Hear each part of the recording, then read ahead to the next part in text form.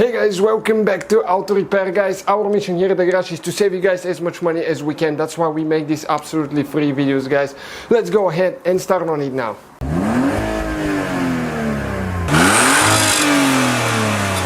Hey guys, welcome back to Auto Repair, guys. In today's video, guys, we will show you on any car how to remove the bolt for the harmonic balancer pulley. We'll be working here on that for today, guys, but we'll show you how that thing works. Okay, as you know, this is the harmonic balancer right there, and in most cases for some repairs, timing belt replacement, timing chains or tensioners, you will need to remove that harmonic balancer, but that bolt usually is pretty tight. What I've seen people turning the engine backwards with a breaker bar, okay, like that, okay, never ever do that. The proper way to do that, in my opinion, okay, is to have the car, okay, we're going to have the car in gear. You can see, make sure that's in gear, preferably we usually leave it in first. One person to hold the brake inside, really good, never ever start the engine, okay. And let me show you what else you need to do. By being in gear and holding the brake, you will not let the engine spin backwards if you're using impact, and that's what we'll be using. We'll recommend using impact.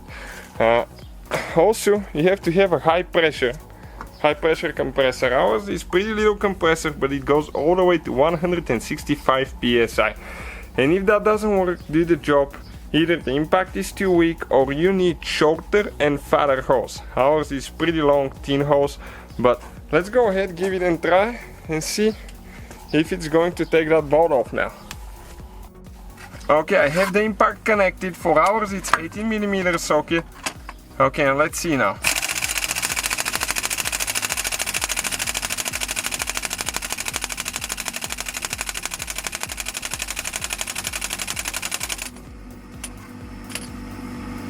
Okay, we have enough air. We'll try one more time.